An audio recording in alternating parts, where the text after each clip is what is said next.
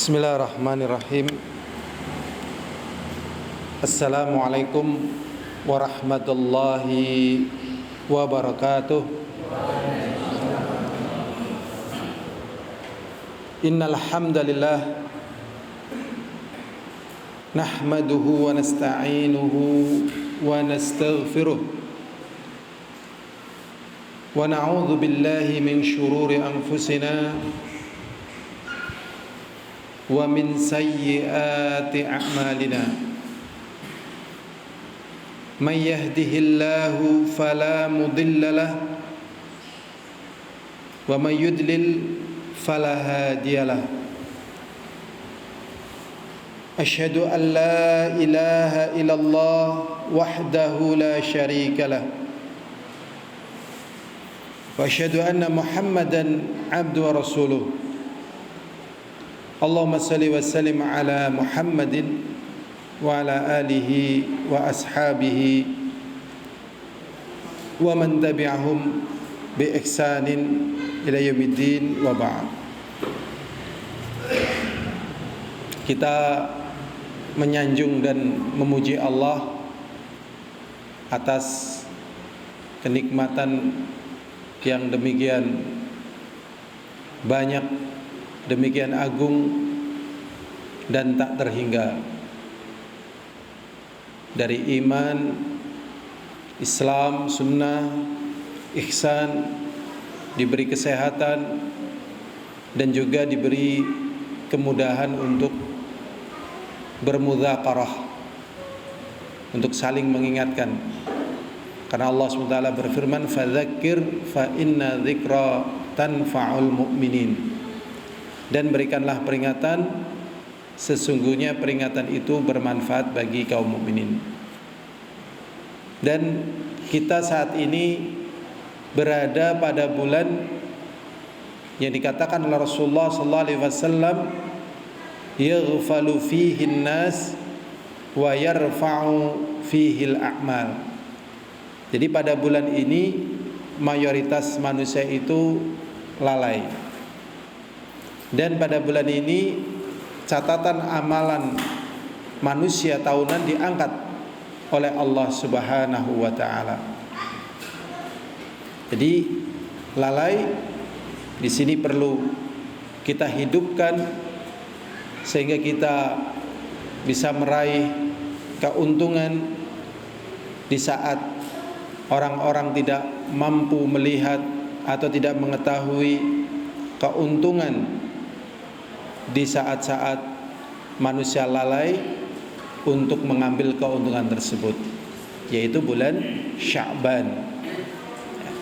Jadi pada bulan Sya'ban, sebagian ulama itu sudah menutup toko-toko mereka, dan sebagian para ulama sudah mulai menghidupkan malam dan sudah mulai memperbanyak puasa.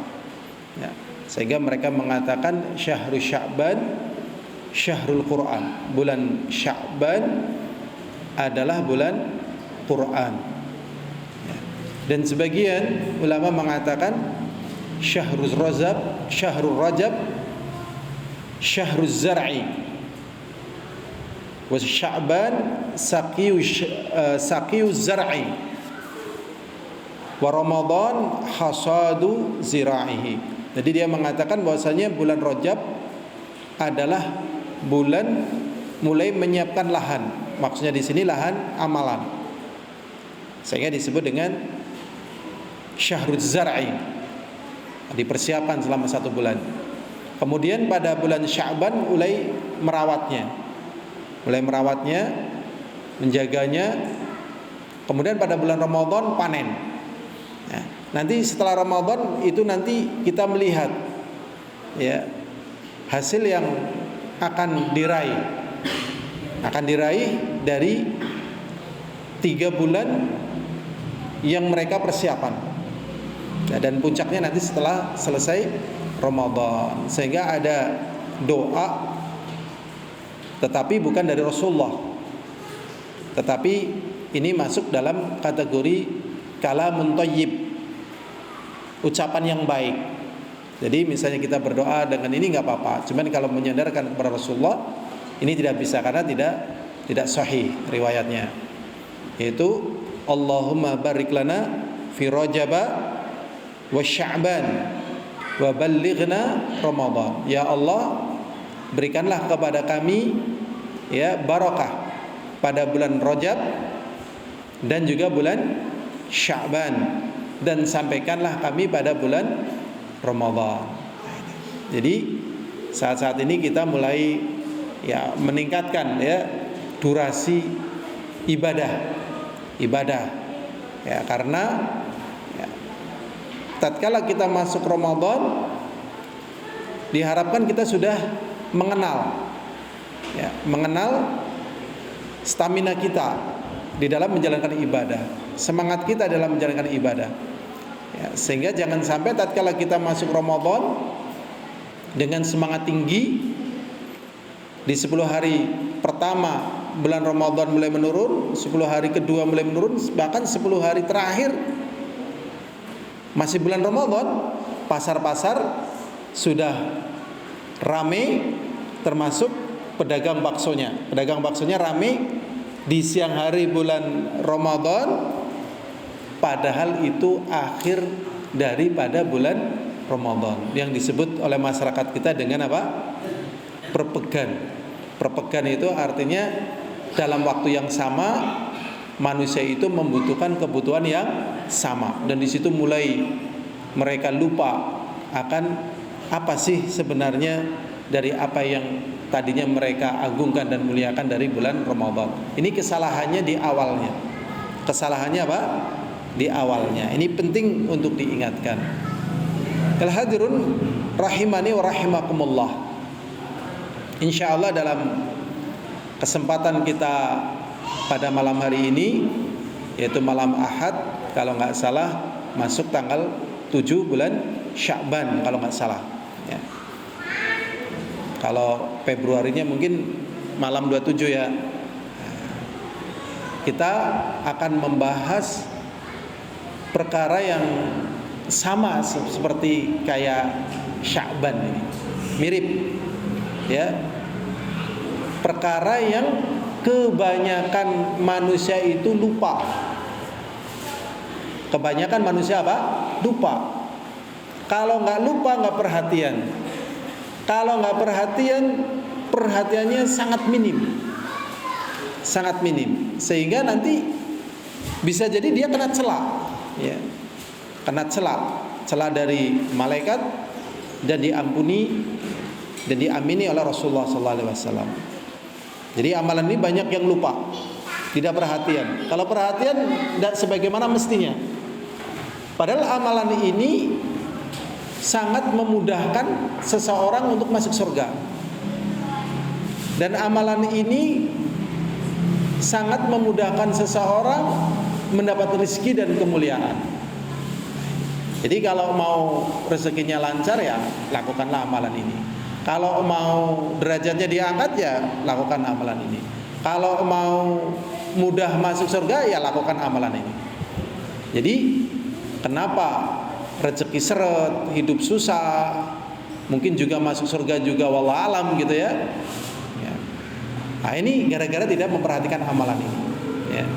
Padahal kata Al-Imam Ibnul Qayyim Al-Jauziyah, tidak akan bisa masuk surga di akhirat sebelum dia merasakan surga di dunia.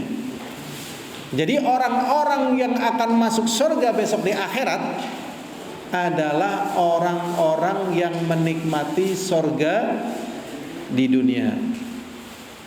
Sedangkan orang-orang yang masuk neraka besok di akhirat, dibakar, disiksa, adalah orang-orang yang memang merasakan siksa neraka dunia. Nah, berarti kalau kita ingin mendapatkan surga akhirat, di antaranya lakukanlah amalan ini, ya, lakukanlah amalan ini. Kira-kira amalannya apa ya? Amalannya apa kira-kira ini? Ya, menjadi pelayan, ya, menjadi semacam ya, budak, ya, baik bagi ibu ataupun bagi bapak kita, jadi pelayan, jadi budak dan seterusnya. Ya, pangkat derajat kita buang kalau sudah berhadapan dengan mereka. Ya, angkat derajat kita, ilmu kita buang sudah, jangan pedulikan sudah. Kalau sudah berhadapan sama mereka, udah mau dikatakan bodoh, mau dikatakan tolol dan seterusnya, nggak apa-apa. Ya, sebagaimana kisah ceritanya begini. Waktu itu, ya, ada seorang ibu membanggakan gurunya kepada anaknya. Kamu ini bodoh, kamu ini nggak bisa apa-apa. Guru saya pinter, guru saya hebat, begitu. Ya. Akhirnya karena dibodoh-bodohin, anaknya juga, ya memang saya bodoh dan seterusnya, nggak ngelawan, nggak bantah dan seterusnya. Akhirnya ibunya pengen ngajak si anaknya ini, ayo kita ngaji ke guru saya. Akhirnya anaknya nganter. Tatkala nganter, di luar dugaan guru ibunya ini yang dibanggakan sama ibunya ini ternyata sangat takzim kepada anak tersebut dan sangat hormat. Akhirnya dia heran, bagaimana kok guru saya bisa takzim seperti itu. Begitu, ya. Setelah ibunya nyari-nyari, ternyata anaknya ini memang demikian mulia dan agung di lingkungannya, di masyarakatnya. Ya, beliau bernama Al-Imam Abu Hanifah. Ya, jadi Imam Abu Hanifah di tempatnya, di lingkungannya, beliau adalah seorang yang sangat jenius. Ya, sangat apa? Jenius, sangat pandai. Cuman memang kalau dibandingkan para a'imah yang lain dalam pendapat fikih, beliau banyak dibantah. Ya, tetapi di masa beliau, kondisi beliau, kemuliaan beliau, keagungan beliau, semua mengakui, sehingga beliau pun diangkat termasuk menjadi imam yang keempat, Al-Imam Abu Hanifah. Dan ada kisah lagi, ya, seorang panglima perang, jagoan perang, dan dia kemudian menjadi sosok pemersatu. Menjadi sosok pemersatu. Padahal beliau ini memiliki kekuatan yang sangat dahsyat. Memiliki kekuatan yang sangat dahsyat fisiknya. Ya, karena pernah ditarungkan dengan orang yang sangat kuat untuk gulat. Ya, mungkin dengan orang Persia. Ya. Dan orang ini terus menghargai orang lain. Ya. Terus menghargai orang lain. Ya. Namanya Muhammad ibn Hanafiyah. Namanya siapa? Muhammad ibn Hanafiyah. Muhammad ibn Hanafiyah ini adalah anaknya Ali bin Abi Thalib.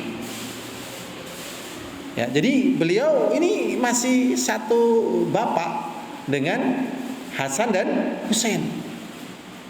Cuman kalau Muhammad ibn Hanafiyah ini dari jalur wanita yang dari Bani Hanifah, kalau Hasan dan Husain radhiyallahu ta'ala anhuma dari jalur Fatimah Az-Zahra, putrinya Rasulullah.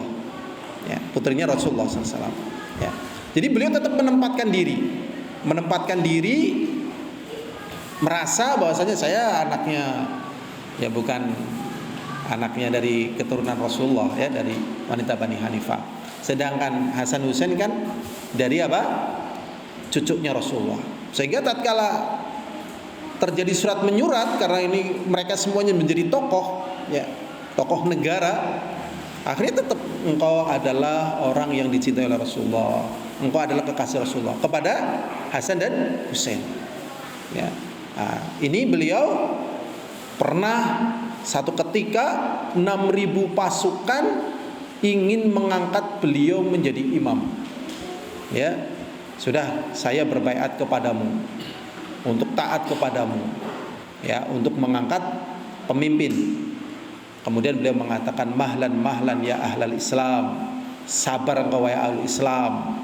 Ya, selama mereka masih sholat, kita dilarang memberontak. Nah, akhirnya beliau dengan sejarah yang panjang, ya, tatkala datang ke Muawiyah, disambut oleh Muawiyah, datang gitu, ya, dikasih tempat. Kemudian beliau pergi dengan 6.000 pasukan tadi, terus gitu. Sehingga beliau dikatakan sebagai orang juru damai. Dan di saat beliau waktu itu itu belum mematahkan pedangnya dan bertempur, kalau beliau mau bertempur, maka beliau senantiasa mencium ya kepala ibunya, mencium kepala ibunya karena bakti dan cintanya kepada ibunya. Dan amalan ini sangat jarang kita lakukan. Sudah pernah mencium kepala ibu kita? Sudah pernah napa dereng? Para bapak, para hadirin pernah mencium kepala ibu kita masing-masing? Mungkin aduh ini belum sampoan ya kan? Ini sudah kusut ya kan? Ini baunya nggak harum gitu. Sebenarnya di sini pertama ada penyakit lemah iman sebenarnya. Di sini juga ada penyakit kebodohan. Ya, jadi bayangan itu akan hilang ya tatkala kita punya iman, kita punya ilmu, karena pada mereka itu sekian banyak kebaikan dan sekian banyak kemuliaan. Al-hadirun azani wa azakumullah. Kita akan masuk saja kepada risalah yang ditulis oleh Dr. Said bin Ali Wahaf Al-Qahtani. Jadi risalah ini sebagai wasilah, sebagai lantaran untuk kita mengambil faidah. Jadi risalah ini, tulisan ini itu akan membahas tentang birrul walidain. Ya. Pokok pembahasannya di sini cuma ada 4. Yang pertama definisi birrul walidain, yang kedua definisi tentang uququl walidain. Kemudian penjelasan tentang bahasanya birrul walidain itu merupakan ajallut ta'at wa aqrabul qurbat. Ya.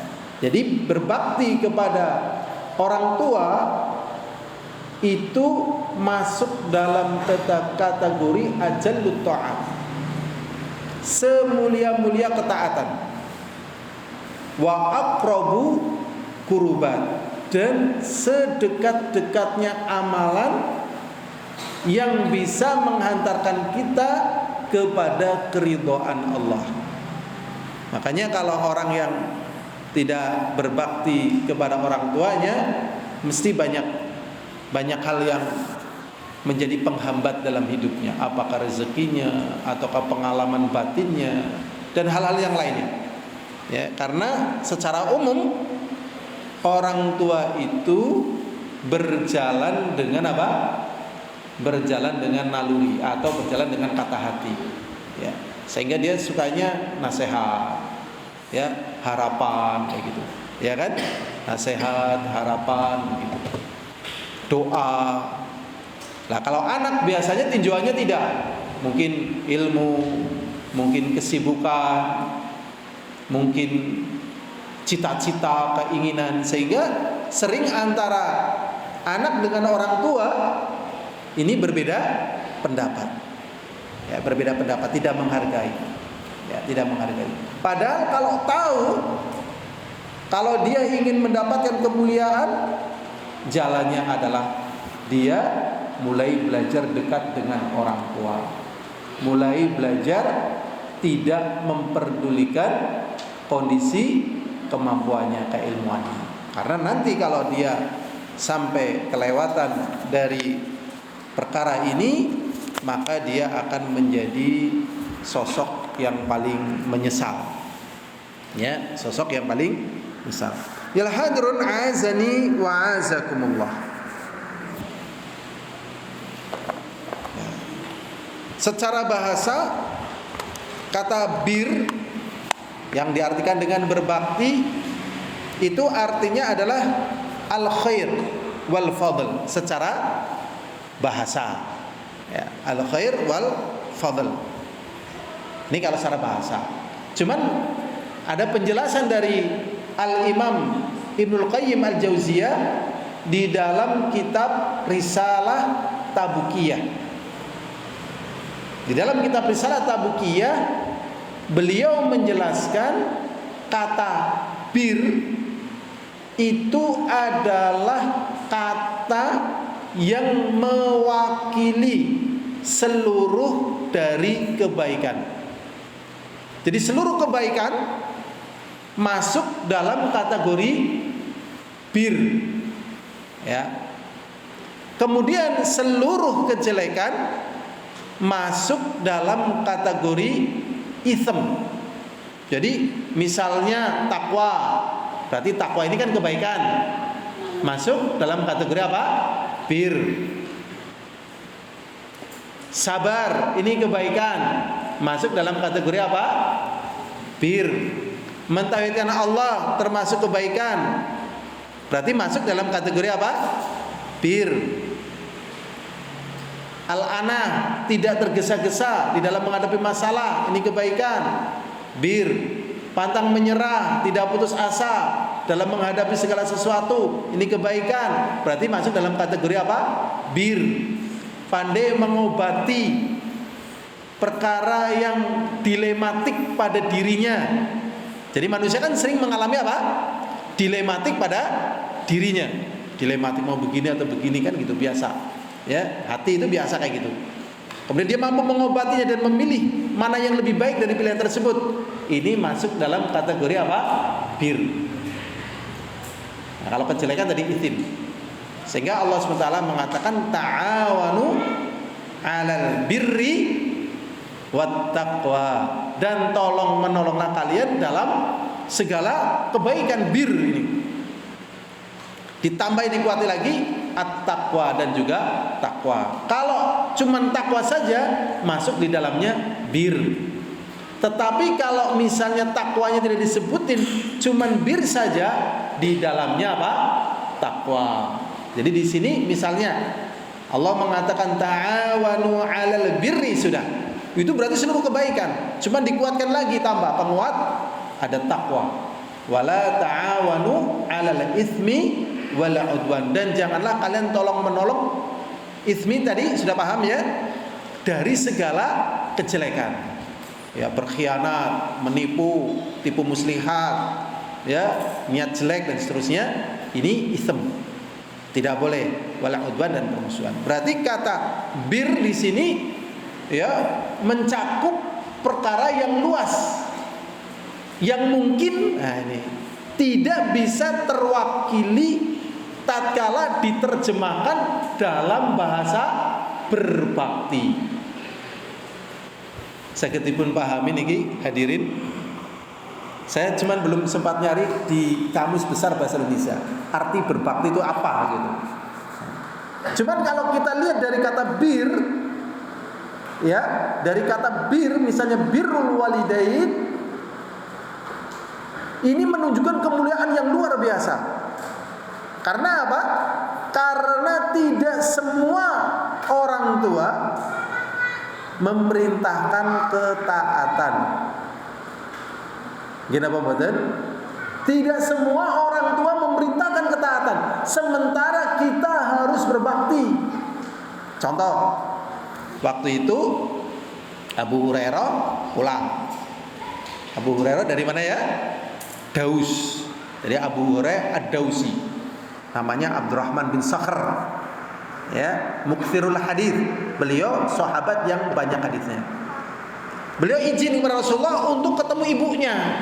Dari Madinah pergi ke Yaman, dia jalan kaki, ya, jalan kaki. Tatkala sampai di rumahnya di Daus itu, ternyata ibunya nggak mau bukakan pintu. Nggak mau bukakan apa? Pintu. Siapa itu? Abu Hurairah. Oh, saya nggak punya anak Abu Hurairah. Saya anakmu. Bukan, saya nggak punya anak seperti kamu. Kecuali kalau kamu meninggalkan agamamu dan kembali kepada agama Nasara, tak bukakan pintunya. Gitu. Jadi ibunya Abu Hurairah agamanya apa ya? Nasara. Gitu. Nasara. Ya. Nah di sini Abu Hurairah radhiyallahu taala anhu nggak kalah akal, karena dia ingin menjadi anak yang berbakti kepada ibunya. Akhirnya sudah, dia nggak ngambek dan sebagainya, dia pulang kepada Rasulullah. Pulang Rasulullah dan cerita, ini ibu saya begini, tolong doakan ibu saya dapat hidayah. Begitu. Oh, akhirnya sama Rasul didoain. Akhirnya pulang lagi, sudah dibukakan pintunya dan ibunya memeluk agama Islam. Ibunya memeluk apa? Agama Islam. Nah, kemudian Rasulullah mengatakan tidaklah tatkala orang mendengar nama Abu Hurairah kecuali akan mencintai Abu Hurairah. Nah, ini termasuk apa? Bir. Ya, dan masih banyak kisah-kisah yang lainnya. Mengapa hal yang demikian ini kita ungkap? Nah, kenapa hal yang demikian ini kita ungkap? Kita cerita sedikit. Ngajinya mantan santai nggak apa-apa ya Pak Santo, nggak apa-apa lah. Yang penting ngaji ya. Nah, alon-alon yang penting kelakon gitu. Kita agak ungkap. Ya sedikit nggak apa-apa. Beberapa anak yang divonis mati, dieksekusi mati, ya akhirnya dia cerita kenapa kamu dieksekusi mati gitu. Cerita dulu ibu saya ngajari mencuri dan melakukan kejahatan-kejahatan. Akhirnya dia menjadi bandar narkoba dan divonis mati. Dan tatkala dia mau divonis mati, dia menulis surat kepada ibunya. Intinya ya dia tidak akan marah kepada ibunya sebagai penyebab dia jadi bandar narkoba gitu. Cuman dia sedih juga dengan sebab ibunya melakukan perbuatan itu, dia kemudian mengalami nasib ya harus mati ditembak sebagai bandar narkoba. Nah, ini perkara yang berat. Maka kalau kita lihat keadaan kita dalam keadaan kehidupan normal, dalam keadaan kehidupan yang mulia, dalam keadaan kehidupan yang baik, bagaimana dengan anak-anak yang terlahir di lingkungan prostitusi misalnya? Ya, neneknya seorang ya katakanlah seperti itu, ibunya seperti itu, dan taunya cari duit dengan seperti itu. Sehingga kadang seorang anak sampai mengatakan, ibu kenapa ibu tidak punya uang? Karena ibu lama nggak melakukan perbuatan dosa itu. Jadi tidak teranggap bagi dia dosa karena lingkungan seperti itu. Nah, ini satu perkara yang tidak dibahas ya pada kata berbakti. Kalau pada kata bir masuk, berarti dalam keadaan seperti ini dia harus mencari jalan ini keluar sehingga dia tahu mendapatkan hidayah, sehingga orang tuanya bisa dikeluarkan dari hal-hal yang seperti itu yang mengerikan. Makanya birrul walidain menjadi perkara besar, menjadi perkara yang agung. Berikutnya hadirin azani wa azakumullah. Lawan daripada birrul walidain adalah uququl walidain, durhaka kepada orang tua. Jadi kedurhakaan kepada orang tua bisa dengan ucapan, dengan bisa perbuatan, atau juga bisa juga dengan raut muka. Karena yang namanya orang tua sensitif. Orang tua apa? Sensitif. Ya, orang tua itu sensitif. Misalnya kita menampakkan wajah tidak suka, orang tuanya sudah kerasa, ini anak saya nggak suka. Ya, dan memang terjadi perbedaan rasa antara anak dengan orang tua. Maka tatkala manusia ini melakukan hal yang demikian itu masuk dalam kategori melakukan perbuatan apa? Durhaka. Makanya tatkala kita nanti habis taklim ini, yang masih punya ibu, yang masih punya bapak gitu ya, cobalah minta maaf ya kan. Kalau malu minta maaf ya nggak terang-terangan nggak apa-apa, dipijetin, diajak ngobrol gitu ya, sampai hatinya betul-betul luluh. Tunjukkan kayak gitu. Dan yang demikian itu sebentar ya, sebentar. Jadi banyak yang terlupa dari kebaikan, yaitu berbakti kepada kedua orang tua. Makanya orang tua itu menganggap anaknya itu gagal, tidak berhasil. Ya, saya pernah ngobrol langsung dengan teman saya, ketua BUMN. Saya tanya, anaknya berapa Pak? Dia jawab, saya nggak punya anak. Padahal saya tahu punya rumah di Semarang mewah, anaknya ada yang di Amerika, ada yang di Hong Kong. Yang kedua di BUMN, memang gajinya gede. Ternyata dia tidak mengakui anaknya. Saya juga sampai kaget tuh kok bisa gitu ya. Ternyata karena anaknya ini tidak sesuai dengan harapan. Memang jadi orang tua itu pas pertama punya anak bayangannya kan ya punya status ekonomi. Ya jadi ini, jadi itu, jadi ini, jadi itu begitu. Tapi nanti tatkala sudah tua, dia nggak butuh status ekonomi. Tapi butuhnya terhadap anak ini dia dapat perhatian. Misalnya, nak pulang, lagi rapat bu, ini saya diangkat jadi direksi utama. Nggak peduli, pulang. Rapatnya gagal nggak apa-apa, siap ibu pulang. Gitu. Kan kebanyakan saya alasan ini saya lagi banyak order, pulang. Ya bahkan dijelaskan oleh para ulama kalau misalnya orang tuanya minta kita keluar dari pekerjaan kita, keluar. Dan bahkan di dalam Sahih Bukhari dikasihkan contoh yang lebih besar. Tetapi ini tentunya kita kembali kepada diri kita masing-masing. Ya, dalam Sahih Bukhari dijelaskan, apabila orang tuamu meminta engkau untuk menceraikan istrimu, maka ceraikanlah istrimu. Jadi Umar bin Khattab radhiyallahu taala anhu pernah memerintahkan kepada Abdullah bin Umar suruh menceraikan istrinya.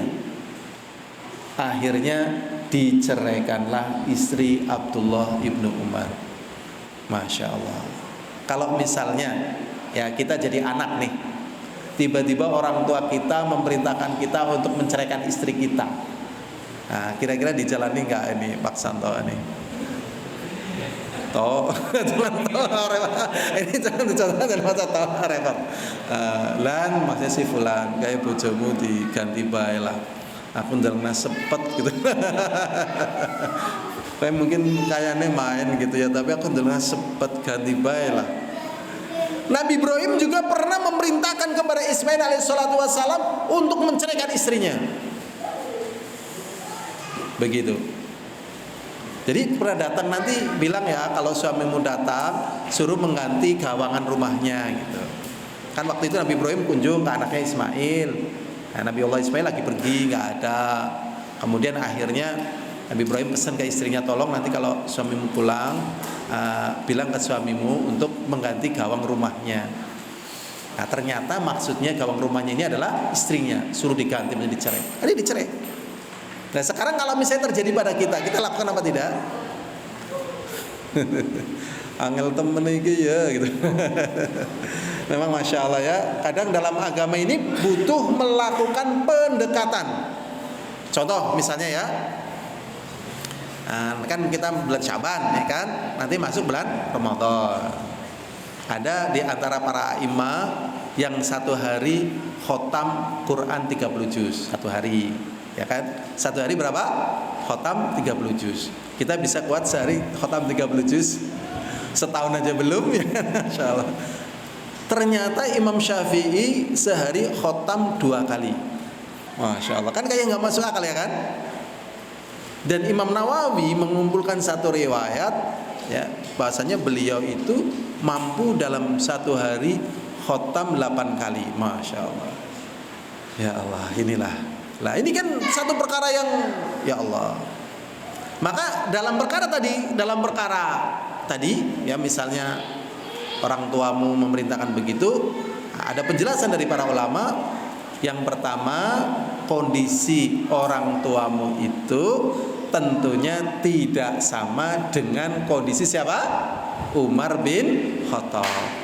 Adakah orang tua kita yang sama levelnya, ilmunya, takwanya, pengetahuannya dengan Umar bin Khattab? Nggak ada, ya kan? Dengan Nabiullah Ibrahim jelas nggak ada. Kemudian kita kondisinya juga nggak seperti Abdullah bin Umar atau seperti siapa tadi? Ya, seperti Nabi Ismail. Ya kita lihat permasalahannya, melakukan pendekatan. Tetapi syahidnya di sini sedemikian kuatnya kedudukan orang tua kita dalam kehidupan kita. Makanya kalau kita tidak sampai menumbuhkan rasa bakti kita kepada orang tua kita, atau dalam tanda petik seperti membudakkan diri kita kepada mereka, seakan-akan kita belum belajar tauhid. Ya, mungkin nanti kita berontak sama orang tua kita, benci sama orang tua kita, kecewa sama orang tua kita.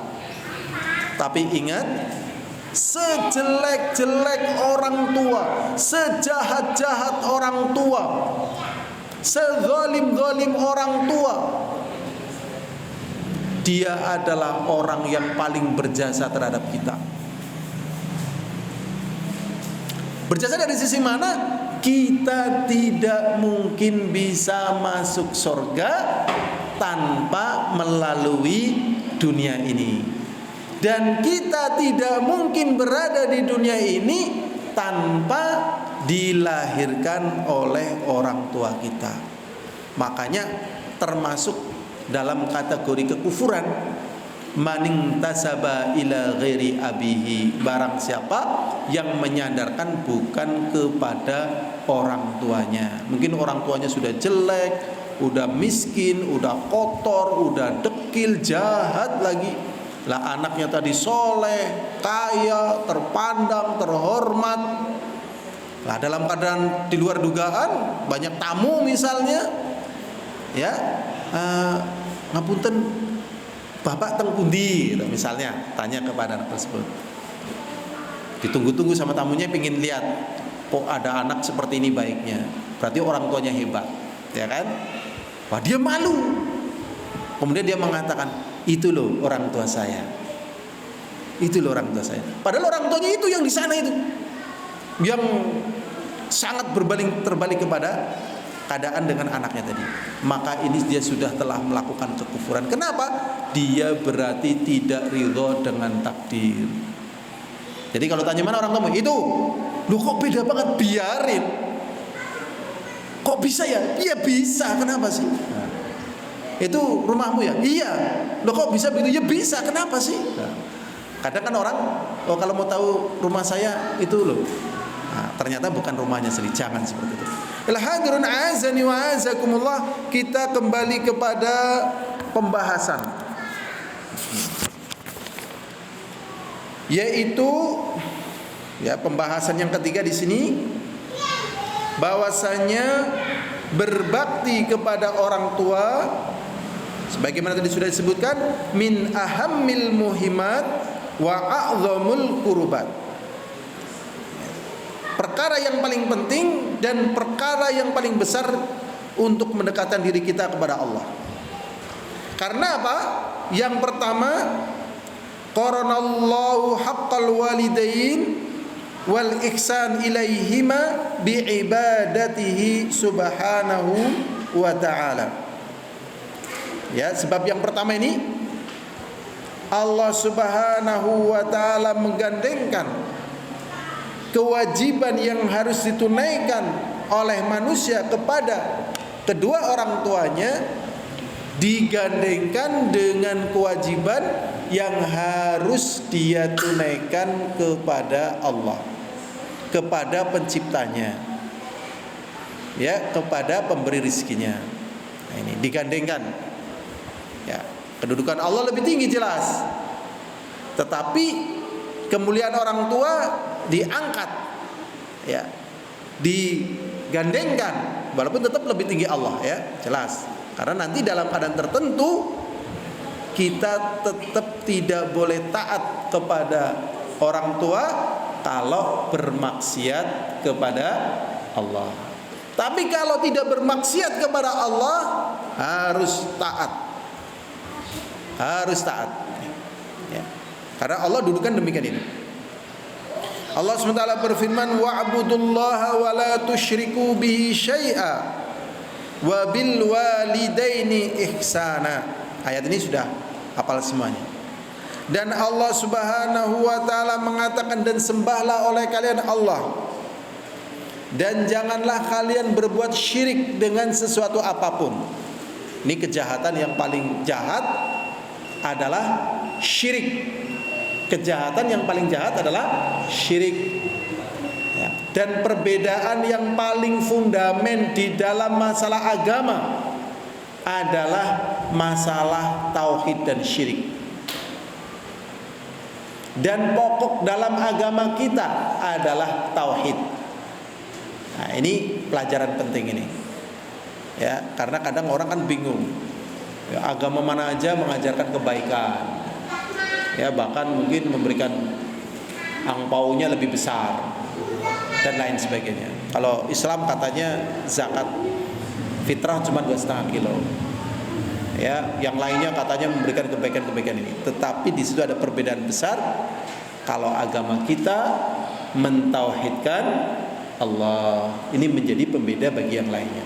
Ternyata pada perkara yang sangat besar ini digandengkan oleh Allah, wa bil walidaini ihsana, dan terhadap kedua orang tua berbuat baik. Memang kadang berbuat baik kepada orang tua sering menjadi polemik ini. Sering menjadi apa? Polemik. Polemiknya seperti ini, ya. Ini sebenarnya sih nggak polemik ya, cuman sering menjadi polemik. Misalnya ibu kita itu meminta haknya kepada kita. Dalam waktu yang sama, istri dan anak kita juga meminta hak kita. Ya, meminta hak kita. Misalnya ibu kita meminta haknya, ya, meminta haknya untuk misalnya perkara-perkara yang sifatnya biasa. Dan sini ada kewajiban bagi kita untuk ya memberikan hak kepada istri dan anak kita. Dan di sini ternyata berbenturan, cuman keduanya membutuhkan pengamalan dalam waktu yang sama. Jadi kalau mengurusi orang tua ini terbengkelai, kalau misalnya ngurusi anak orang tua haknya nggak tertunaikan, dan ini sering terjadi polemik. Ternyata sebatas yang saya ketahui dari ilmunya, maka kita lebih dahulukan siapa? Istri dan anak.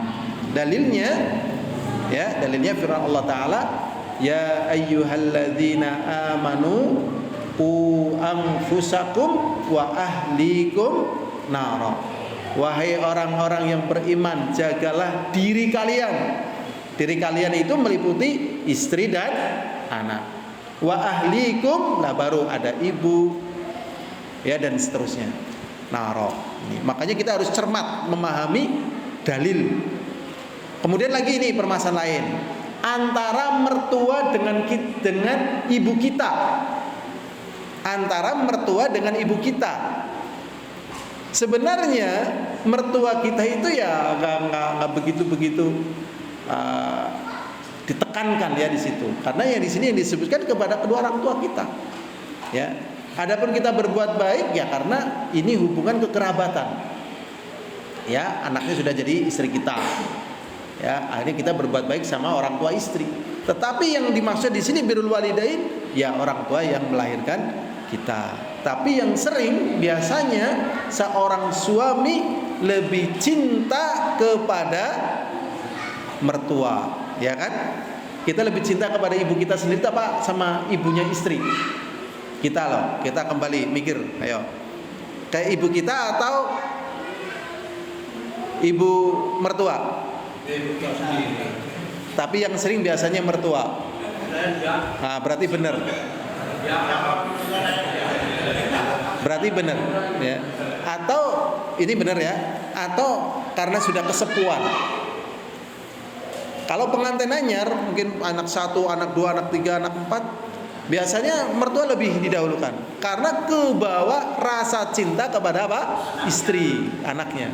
Akhirnya baik sama ibunya. Padahal tetap perkara ini nggak bisa dibandingkan dengan ibu kita, gitu.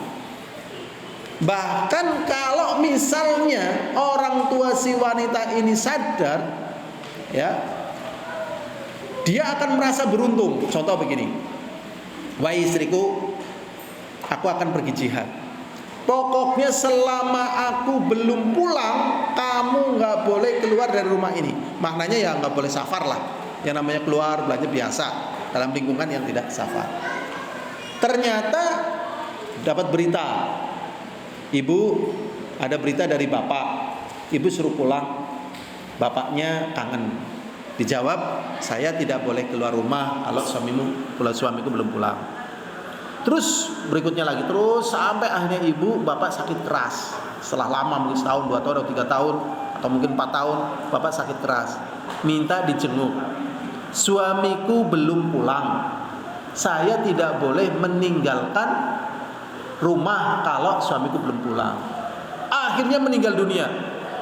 Ibu bapak sudah meninggal dunia. Terakhir ibu nengok jenazahnya. Suamiku bilang, saya belum boleh meninggalkan tempat ini kalau suamiku belum pulang. Begitu. Kalau ini terjadi di masa kita, bagaimana komen masyarakat? Wah, kebangetan yakin. Kita istri teroris ya. Jahat temen ya Allah. Ki kok bisa anak akhwat kayak gini ngajine nang ndi? Misalnya nang Babul Janah. Aja ngajine Babul Janah. Aja ngajine Babul. Contohnya iki dadi anak durhaka. Ya. Ini hadisnya sahih. Dan setelah bapaknya meninggal dunia ini, ternyata bapaknya dimasukkan ke dalam surga dengan sebab memiliki anak yang solehah. Masya Allah. Makanya di sini memanage istri ini nggak semudah memanage perusahaan ya. Masya Allah. Ini luar biasa ini. Wah, Masya Allah. Karena kan menyangkut kekuatan yang ada pada diri kita. Ya, Masya Allah. Ini cerita ya sedikit ya. Kita sedikit. Rasulullah istrinya lebih dari 1, ya kan? Abu Bakar istrinya 4, Umar istrinya 4, Utsman istrinya 4, Ali istrinya 4. Semuanya istrinya banyak. Dan Rasulullah SAW, inna idhamal jaza ma'a idhamal bala. Sesungguhnya besarnya pahala bersamaan dengan besarnya ujian. Nah, sekarang kalau kita lihat keadaan mereka itu adalah orang-orang yang memiliki kemampuan yang Masya Allah. Kita nggak ada bandingannya. Karena semakin banyak istri, tentunya problemnya semakin apa? Banyak. Jadi kemampuan mengendalikan diri, meningkat kemampuan mengendalikan istri, mengendalikan anak, Masya Allah, menjadi cerminan nilai. Dalam hal ini laki-laki. Makanya Allah SWT mengatakan ar-rijalu qawwamuna 'alan nisa, dan seterusnya dari ayat. Berarti tatkala menghadapi semacam ini, kita harus pandai-pandai. Wahai istri, kalau memang dalam keadaan tidak darurat, ini ibu saya minta perhatian saya sangat perhatian terhadap dirimu, dan otomatis saya perhatian sama ibumu. Walaupun kamu nggak minta, karena cintaku padamu besar gitu ya, saya pun akan berada pada ibumu. Cuman ibu saya begitu. Nah, akhirnya dipahamkan. Akhirnya tetap berjalan secara apa? Syar'i. Nah, karena berdasarkan tadi petunjuk. Berikutnya hadirin azani wa azakumullah. Di dalam ayat lain Allah SWT mengatakan, "Qul ta'alu." Kata Nabi, "Ta'alu, marilah kemari. Atlu ma harrama rabbukum alaikum." Aku tilawakan kepada kalian apa yang diharamkan oleh Rabb kalian atas kalian. Ala tusyriku bi syai'a, supaya kalian jangan berbuat syirik dengan sesuatu apapun. Di sini digandengkan wabil walidaini ihsana, dan berbuat baik kepada kedua orang tua. Masya Allah. Ya, ternyata tauhid berbakti sama orang tua. Yang sering kan apa? Kitab was sunnah, kitab was sunnah. Ternyata dalam pembahasan ini tauhid berbakti sama orang tua, tauhid dah kayak gitu. Masya Allah. Jadi kalau kita besar tauhidnya, kuat tauhidnya, maka akan menyertai pula besarnya bakti kita kepada orang tua kita. Ya, karena ini harus selaras. Bagaimana mungkin orang tauhidnya besar sama orang tuanya tidak hormat? Kalau sama orang tuanya tidak hormat, tidak takzim, berarti tauhidnya belum paham. Berarti tauhidnya belum apa? Paham. Karena ini Allah gandengkan. Bagaimana mungkin kita memuliakan Allah, mengagungkannya, sementara kita juga tidak mengagungkan apa yang Allah perintahkan setelahnya, yaitu berbuat baik kepada orang tua kita. Berikutnya hadirun azani wa azakumullah, Allah juga mengatakan di dalam ayat yang lain, anishkurli supaya kalian bersyukur kepadaku, kata Allah. Ternyata setelah itu Allah katakan wali walidaika, dan juga kepada kedua orang tuamu. Ilayyal masir, kepada pula ya kami kembali. Ya, ada kekeliruan orang yang katanya beragama Konghucu. Ini berdasarkan apa yang saya tanya. Jadi saya pelajari, katanya Konghucu pertama menyembah kepada Allah, yang kedua menyembah kepada nenek moyang. Nah, saya tanya kepada orang Cina, apa benar kamu beribadah kepada Allah? Benar, saya beribadah kepada Allah. Nah, terus dia akhirnya ngomong, jadi yang menciptakan kita Allah, ya, sehingga kita berdoa kepada Allah, mohon kepada Allah. Yang melahirkan kita dan ngasih makan kita orang tua kita, sehingga jasa Allah dengan jasa orang tua kita lebih besar jasa orang tua kita. Sehingga pertama kita berdoa kepada orang tua, baru setelah itu berdoa pada Allah. Benar apa salah ini? Salah. Tapi di kalangan kaum muncul lagi, ya berdoa pada Allah juga berdoa kepada orang tua. Benar apa salah? Salah juga. Ya. Mentauhidkan Allah, taat kepada Allah, berdasarkan taat kita kepada Allah dan mentauhidkan Allah, kita berbakti kepada orang tua. Kita berdoa kepada Allah, dan kita juga mohon kepada Allah agar Allah mengampuni dosa orang tua kita. Begitu caranya. Itu baru benar. Karena anak berbakti kepada orang tua, pertama itu fitrah. Fitrah itu bahasa orangnya itu ya insting. Ya, insting. Secara fitrah manusia itu bakti sama orang tuanya. Makanya misalnya ada anak kecil, ya, orang tuanya demikian jahat dan dibenci oleh semua manusia, maka anak yang masih kecil ini tidak peduli, ya, tentang keadaan orang tuanya. Dia tetap cinta kepada orang tuanya. Karena apa? Fitrah. Kemudian fitrah ini ditetapkan menjadi ketentuan syar'i. Menjadi ketentuan apa? Syar'i. Sehingga secara fitrah berbakti, kemudian secara syar'i ditetapkan hukumnya. Ini yang pertama, ya hadirun azani wa azakumullah. Jadi Allah SWT gandengkan hak kedua orang tua dan berbuat baik kepadanya dengan peribadatan kepada Allah Subhanahu wa ta'ala. Ini yang pertama. Kemudian yang kedua, berbakti kepada orang tua, birrul walidain afdalu minal jihad. Jadi berbakti kepada orang tua ternyata lebih utama daripada jihad. Begitu, ya. Daripada apa? Jihad. Masya Allah.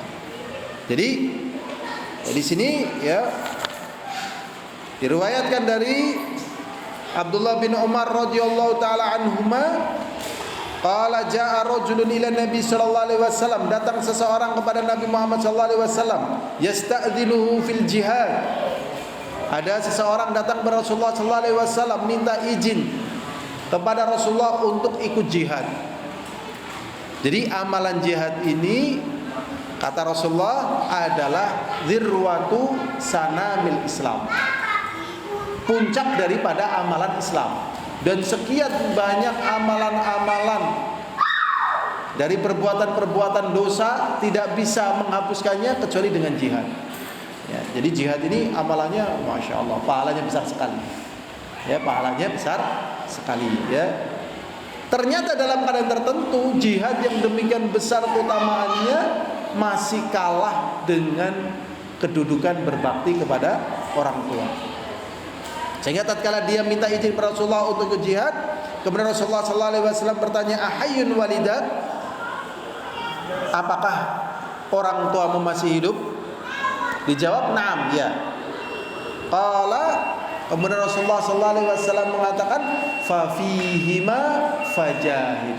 Kalau kedua orang tuamu masih hidup, kamu enggak usah ikut jihad.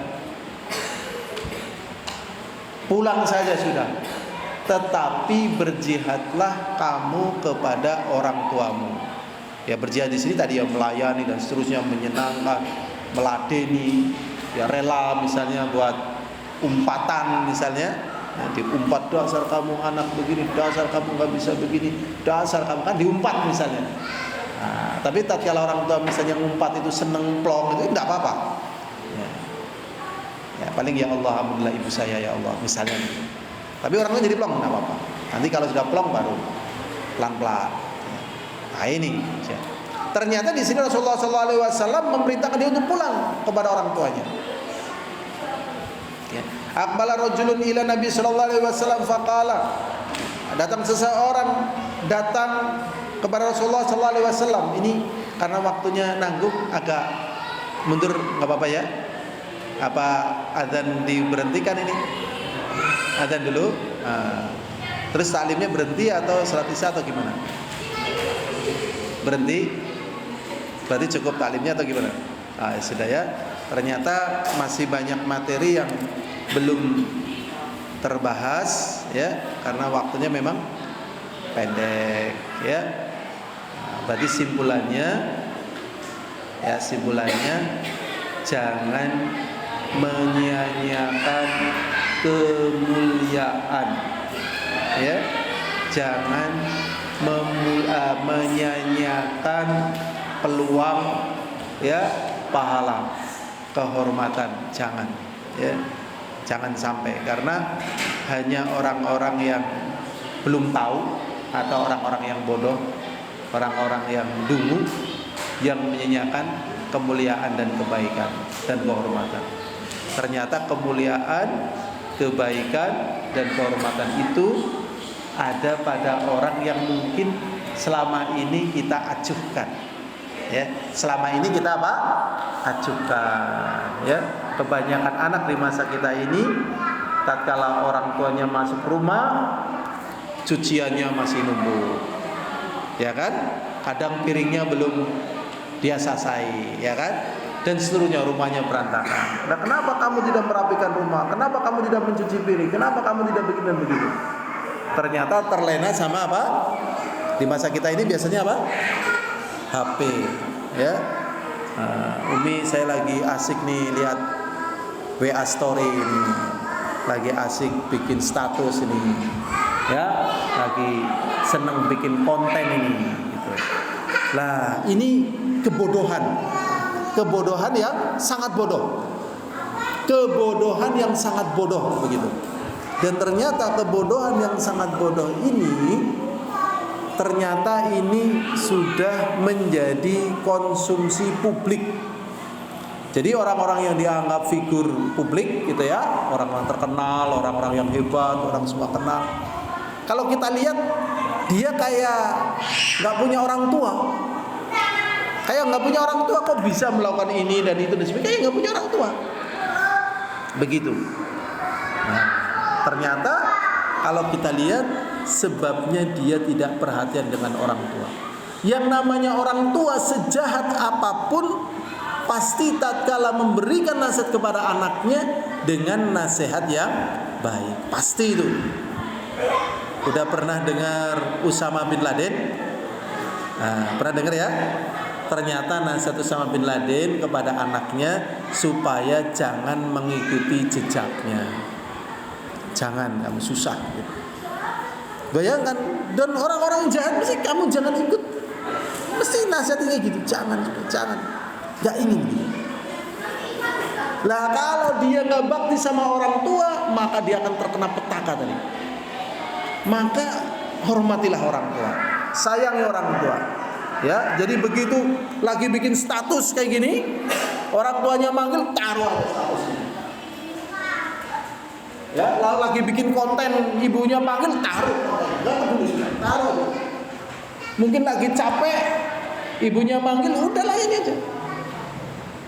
Nanti kalau ibunya tahu kamu lagi capek ya, iya ibu. Ya udah istirahat aja Pak. Ya sudah, istirahat. Kayak gitu. Ini Masya Allah, berarti sebenarnya ada musibah menyelinap dalam kehidupan kaum muslimin. Dalam kehidupan kaum muslimin menyelinap ini. Tapi karena menyelinapnya demikian lama, bergumul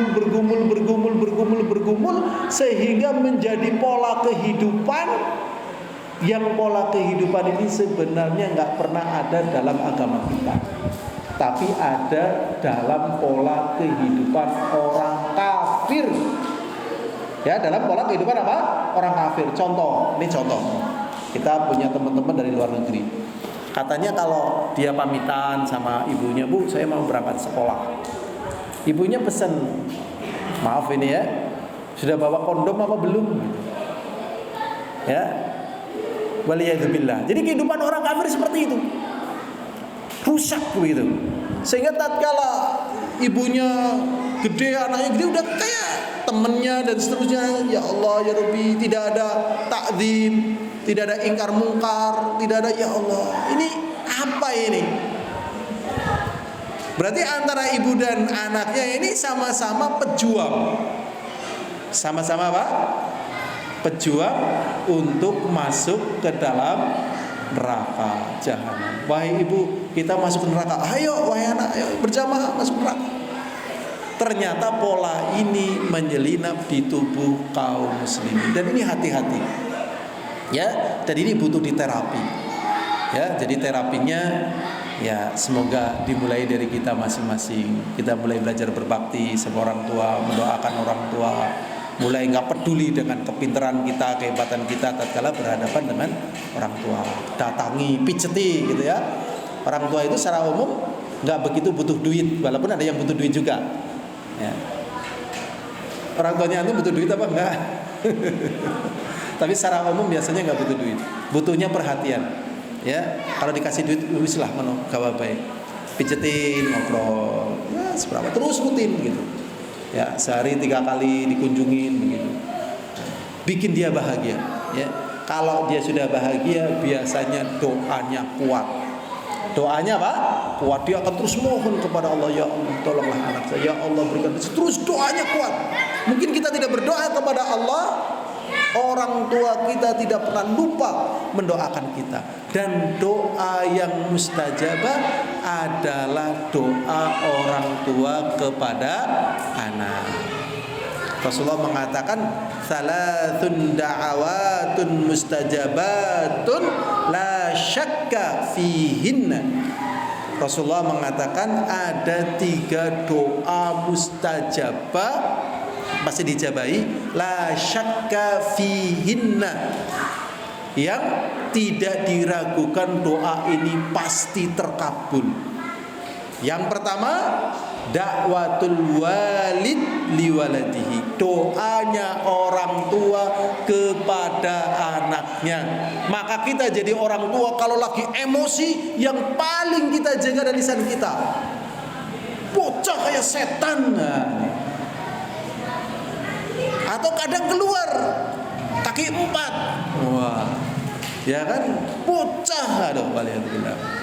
Daripada mulut kita, mending tangan kita nggak apa-apa. Ya Allah, tapok des gitu. Ini lebih berbahaya kalau diaminkan. Ini gimana ini yang jadi permasalahan? Ini mulut ini makbul ini. Nyungsep kowe. Aduh, hati-hati ini. Ya Allah, hati-hati ini. Memang kadang emosi bergejolak ini, bergejolak. Hati-hati. Ya kita berlindung, jangan sampai ini kata-kata ini ngeri ini. Ya Allah, makbul ini. Sudah terbukti dari zaman ke zaman. Hati-hati mulut kita. Dakwatul walid liwaladihi, doa orang tua kepada anak. Yang kedua, dakwatul musafir, doanya orang safar. Yang ketiga, dakwatul shaim. Ini saja doanya orang berpuasa. Ini saja yang bisa disampaikan. Semoga pada pertemuan pertama ini, pada pembahasan berbakti kepada orang tua, ya semoga menjadi kemudahan pembahasan berikutnya. Dan pada tahapan pertama ini semoga tergugah hati kita untuk memperbaiki pertama sudut pandang kita terhadap orang tua kita, kemudian memperbaiki langkah sikap kita kepada orang tua kita. Ini subhanakallah wa bihamdika asyhadu an la ilaha illa anta astaghfiruka wa atubu ilaik. Assalamualaikum warahmatullahi wabarakatuh.